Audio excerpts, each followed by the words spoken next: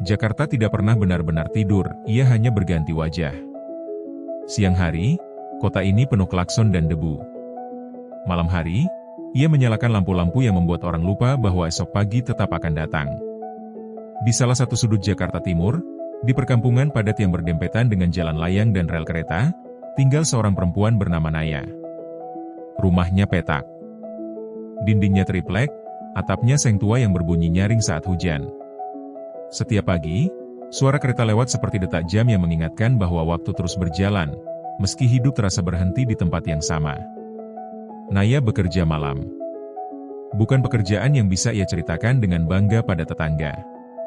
Ia bekerja di sebuah tempat hiburan malam di kawasan Sudirman, sebagai pemandu tamu, menemani orang-orang berbincang, menuangkan minuman, tersenyum meski lelah. Tidak lebih. Tidak kurang. Ia menjaga batas itu seperti menjaga satu-satunya hal yang masih ia miliki, kendali atas dirinya sendiri. Tetangga-tetangga tetap memanggilnya anak baik yang kerja kantoran. Naya tidak pernah membantah, kadang kebohongan kecil justru membuat hidup lebih sederhana.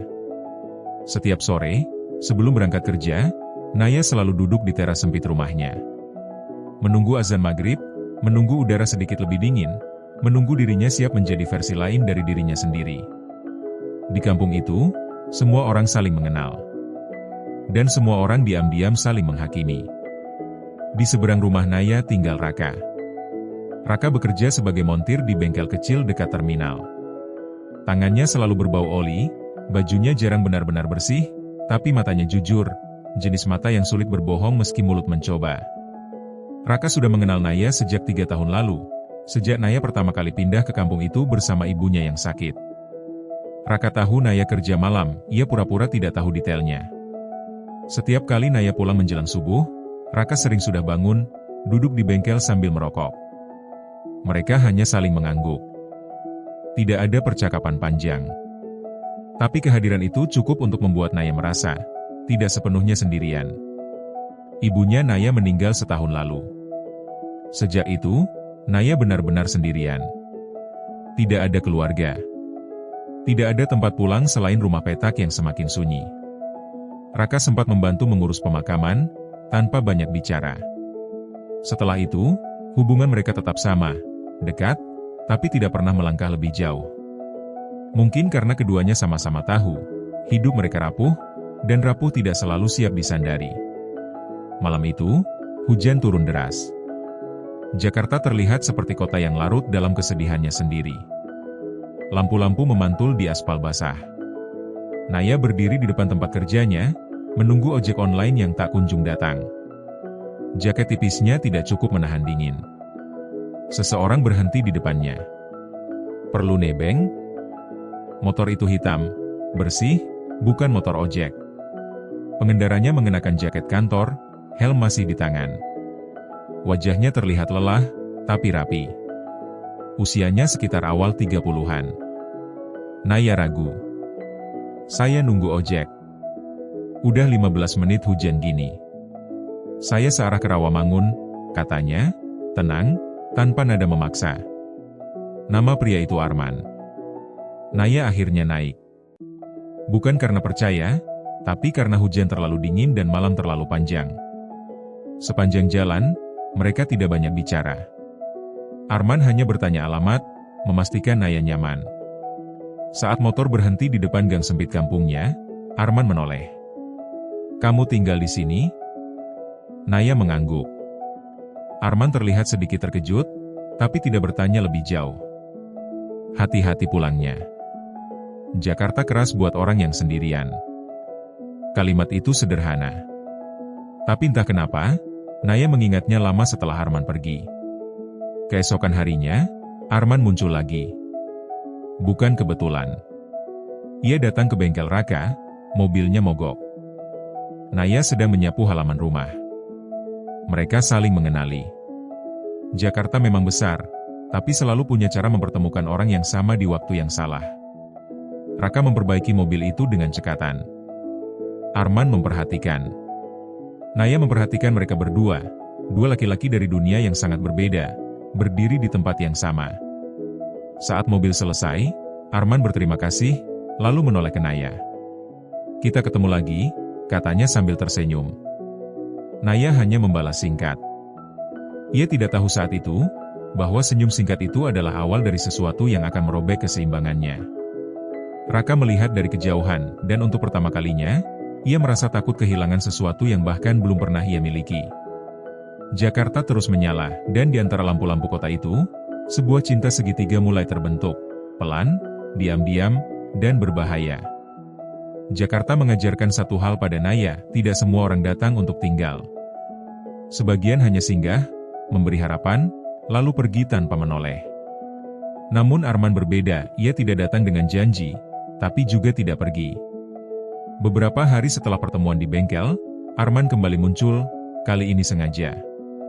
Ia berhenti di depan gang kampung menjelang sore, saat Naya baru saja selesai mencuci pakaian dan rambutnya masih setengah basah. Aku lewat sini, katanya ringan, seolah itu hal paling wajar di dunia. Mobilku sudah aman. Aku cuma kepikiran kamu. Naya tidak langsung menjawab. Ia berdiri canggung, merasa dunia kampungnya yang sempit tiba-tiba terasa lebih sempit lagi dengan kehadiran pria rapi dari dunia lain. Mereka duduk di warung kecil ujung gang. Teh manis panas. Gorengan. Suara televisi butut memutar berita sore. Arman bertanya tentang Naya, tentang ibunya, tentang pekerjaannya, tentang bagaimana rasanya hidup sendiri di kota sebesar ini. Naya menjawab seperlunya. Tidak semua hal bisa dibagi. Tidak semua kebenaran perlu diucapkan. Namun Arman tidak memaksa. Ia hanya mendengarkan. Dan bagi Naya, itu sudah cukup membuat dadanya terasa hangat. Raka melihat mereka dari bengkel. Ia tidak mendekat. Tidak menyela. Tapi tangannya yang memegang kunci Inggris berhenti bergerak lebih lama dari biasanya. Ada sesuatu yang tidak ia sukai dari cara Arman menatap Naya, bukan karena kasar, justru karena terlalu serius. Malam itu, saat Naya bersiap berangkat kerja, Raka akhirnya bicara. Kamu kenal orang itu? Tanyanya, pura-pura santai. Namanya Arman, jawab Naya sambil merapikan jaket. Teman? Raka mengangguk, tapi matanya tidak sepenuhnya tenang. Hati-hati sama orang yang kelihatannya terlalu baik. Naya ingin membalas, ingin berkata bahwa dunia tidak sesederhana itu. Tapi ia memilih diam. Ada hal-hal yang tidak bisa dijelaskan pada seseorang yang selalu berdiri di tempat yang sama. Hari-hari berikutnya berjalan dengan ritme baru. Arman sering mengantar Naya pulang saat hujan. Kadang mereka hanya duduk di mobil, mendengarkan radio malam. Kadang mereka berbincang tentang hal-hal kecil, film lama, buku yang belum selesai dibaca, mimpi yang belum tentu tercapai. Arman bekerja di perusahaan konsultan. Hidupnya rapi, terjadwal, penuh target. Naya melihat dunia yang nyaris mustahil ia masuki.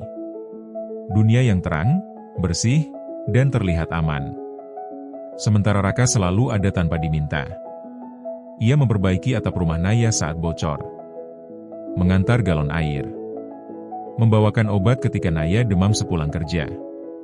Tidak banyak kata, tidak banyak tuntutan. Raka mencintai dengan cara yang sederhana, dan mungkin justru itu yang membuatnya terluka lebih dulu. Suatu malam, Naya pulang lebih pagi. Hujan turun deras. Arman menawarinya berteduh di mobil lebih lama. Mereka bicara tentang hidup, tentang lelah yang tidak pernah benar-benar hilang. Aku sering merasa hidupku kosong, kata Arman tiba-tiba. Punya segalanya di atas kertas, tapi pulang ke rumah yang sepi. Naya menatap keluar jendela. Lampu jalan terlihat buram oleh air hujan.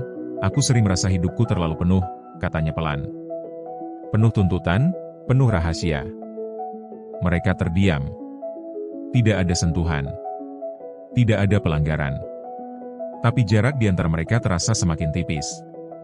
Di kampung, gosip mulai bergerak tentang Naya yang sering diantar mobil bagus, tentang Raka yang kelihatan murung, tentang perempuan malam yang tidak tahu diri. Naya mendengar semuanya. Ia memilih tidak peduli. Tapi kata-kata tetap meninggalkan bekas, seperti debu Jakarta yang selalu menempel meski sudah dibersihkan. Suatu sore, Raka akhirnya kehilangan kesabarannya. Kamu mau sampai kapan begini? Tanyanya, suara tertahan. Datang pagi, pergi malam, pulang sama orang lain. Naya terkejut. Aku tidak pernah minta kamu mengawasi hidupku. Raka terdiam lama. Aku tahu. Tapi aku juga punya perasaan. Kalimat itu menggantung di udara, perasaan yang selama ini tidak pernah diberi nama. Naya tidak tahu harus menjawab apa. Ia tidak pernah berjanji apapun pada Raka. Tapi ia juga tidak pernah sepenuhnya menutup pintu. Malam itu, Naya berangkat kerja dengan dada berat. Di cermin kamar mandi tempat kerjanya, ia menatap dirinya sendiri. Wajah yang tampak kuat, tapi mata yang lelah. Ia sadar, cepat atau lambat, ia harus memilih, atau semuanya akan runtuh dengan cara yang lebih menyakitkan. Jakarta tidak memberi banyak waktu untuk ragu. Dan cinta segitiga itu kini bukan lagi sekadar kemungkinan, ia sudah menjadi kenyataan yang menunggu untuk meledak. Jakarta selalu punya cara menguji orang sampai batasnya. Ujian itu datang pada Naya di malam yang tidak istimewa. Tidak ada hujan. Tidak ada pertanda. Hanya kelelahan yang menumpuk terlalu lama. Rahasia akhirnya bocor.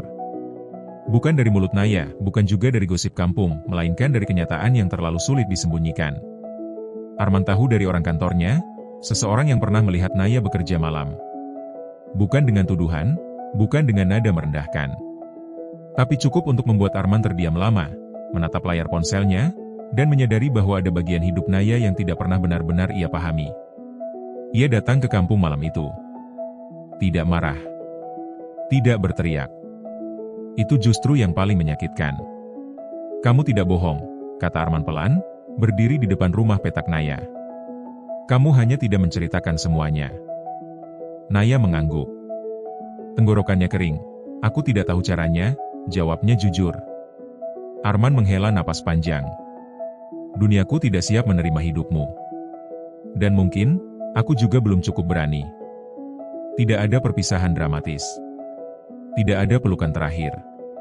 Arman pergi dengan langkah rapi yang sama seperti saat ia pertama kali datang, meninggalkan rasa kemungkinan yang tidak pernah sempat jadi kenyataan. Raka melihat Arman pergi. Dan untuk pertama kalinya, ia tidak merasa menang. Beberapa hari kemudian, konflik Naya dan Raka mencapai titik yang tak bisa ditunda lagi. Mereka duduk di bangku kayu depan rumah, malam sudah larut, kampung mulai sunyi. Aku selalu di sini, kata Raka. Tapi aku capek merasa cuma jadi tempat singgah. Naya menunduk. Aku tidak pernah menjanjikan apapun, Rak. Aku bahkan belum berdamai dengan diriku sendiri. Raka tersenyum pahit. Justru itu. Aku mencintai kamu apa adanya. Tapi mungkin, kamu butuh lebih dari sekadar seseorang yang menunggu. Kalimat itu mengakhiri semuanya. Raka tetap tinggal di kampung itu.